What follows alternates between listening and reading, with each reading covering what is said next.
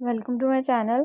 आज हम बहुत ही सा कंसेप्ट डिस्कस करेंगे नरेशन के बारे में। नरेशन क्या होता है और उसकी काइंड्स क्या होती हैं।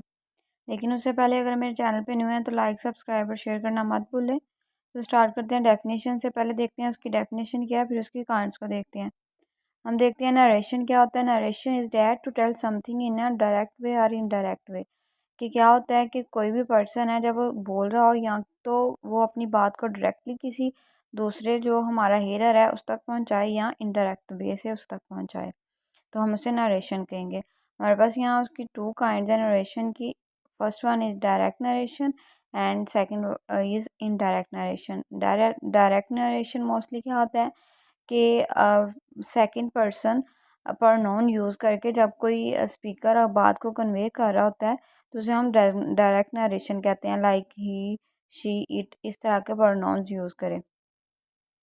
एंड इनडायरेक्ट नरेशन होता है कि स्पीकर क्या करे कि वो आई, वी, यू, दे इस तरह के जो प्रोनाउंस हैं उनको यूज़ करके अपनी बात को कन्वे करे, तो उन्हें हम इनडायरेक्ट नरेशन में लेके आएंगे।